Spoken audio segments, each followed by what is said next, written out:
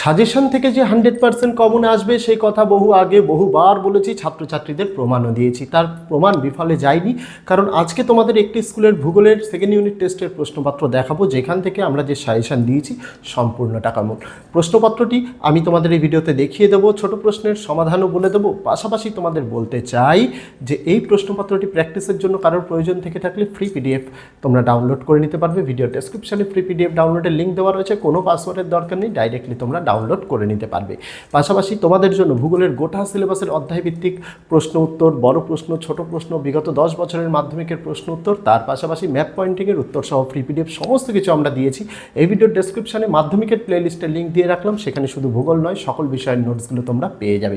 আগামী দিনে আমাদের চ্যানেলের মাধ্যমে টেস্ট পরীক্ষা, ফাইনাল পরীক্ষার তোমাদের জন্য যে রোড ম্যাপ তৈরি করেছি, সেই রোড ম্যাপের অংশ নিতে চাইলে, ইউটিউব থেকে যে দেখতে চাইলে তোমরা অবশ্যই চ্যানেলটিকে সাবস্ক্রাইব করার অনুরোধ রইল, ফেসবুক থেকে দেখে থাকলে পেজটিকে ফলো করার অনুরোধ রইল। দেরি করবো না, শুরু করা যাক আজকে আমাদের ভিডিওটি। সদ্য সমাপ্ত হওয়া ভূগোলের সেকেন্ড ইউনিট টেস্টের প্রশ্ন, যেখানে তোমরা দেখতেই পারবে কতটা কমন এসছে, পাশাপাশি ছোট প্রশ্নের সমাধানটা তোমাদের দেখিয়ে দিই। দেখো, এখান থেকে প্রথমে তোমাদের দেখাবো ছোট প্রশ্নগুলো। 8টি এমসিকিউ দেওয়া রয়েছে। প্রথম প্রশ্ন, মেরুজ্যোতি বায়ুমণ্ডলের কোন স্তরে দেখা বা কোন স্তরে সৃষ্টি হয়? ট্রপোস্ফিয়ার, মেসোস্ফিয়ার, আয়োনোস্ফিয়ার নাকি স্ট্র্যাটোস্ফিয়ার? রাইট আনসার হয়ে যাবে অপশান নাম্বার 3-এরটা আয়োনোস্ফিয়ার।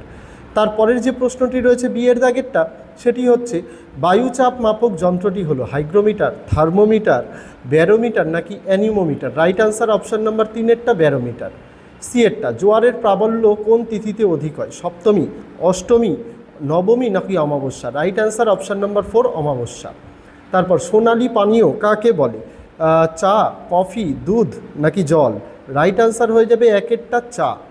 তারপর ভারতের সিলিকন ভ্যালি কোন শহরকে বলা হয়? কলকাতা, মুম্বাই, চেন্নাই নাকি বেঙ্গালুরু? রাইট আনসার 4-এর দাগেরটা বেঙ্গালুরু হবে।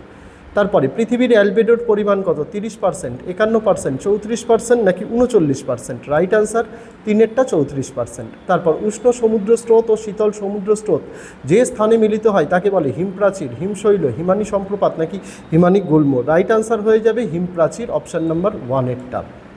তারপর বল উইভিল পোকার আক্রমণ ঘটে চা চাষে, কফি চাষে, ইক্ষু চাষে নাকি কার্পাস চাষে? রাইট আনসার 4-এরটা কার্পাস চাষে। তারপরে 4টি শূন্যস্থান পূরণ দিয়েছে। দেখো, প্রথম প্রশ্ন, রাত্রিতে পার্বত্য অঞ্চলে গা বেয়ে নেমে আসা বায়ুর নাম? এটা হয়ে যাবে ক্যাটাবেটিক বায়ু।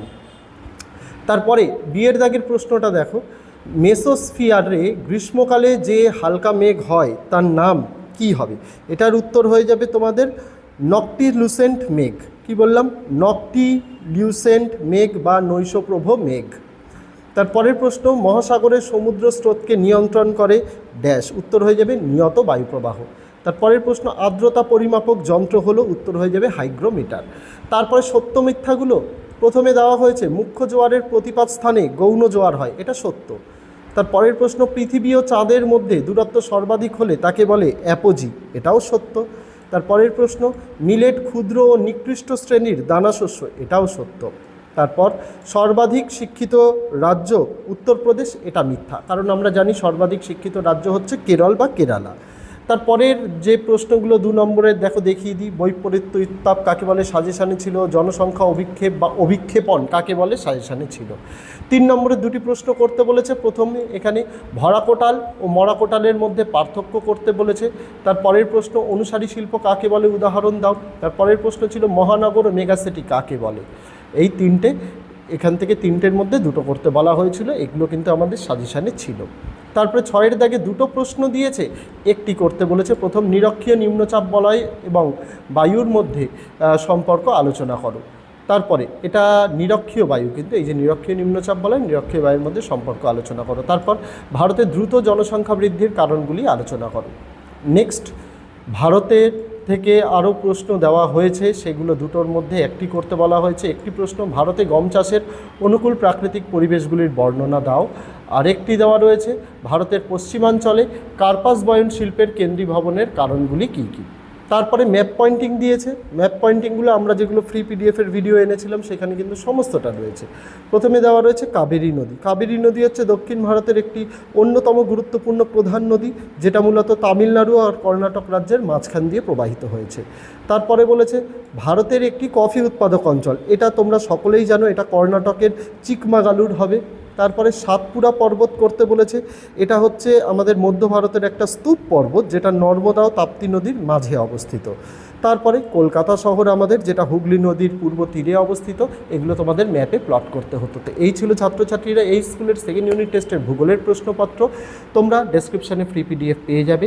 আর যদি সকল প্রশ্ন উত্তর, সকল বিষয়ের গোটা সিলেবাসের প্রশ্ন উত্তর পিডিএফ সহ প্রয়োজন হয়, এই ভিডিওর ডেসক্রিপশানে প্লেলিস্টের লিঙ্ক দেওয়া, দেখতে ভুলো না। তো আজকে ভিডিওতে এটুকুই ছিল ছাত্রছাত্রীরা। দেখা হচ্ছে তোমাদের সঙ্গে আগামী দিন অন্য কোনো বিষয়ে, অন্য কোনো ভিডিও নিয়ে। ততদিন সকলে ভালো থেকো, সুস্থ থেকো।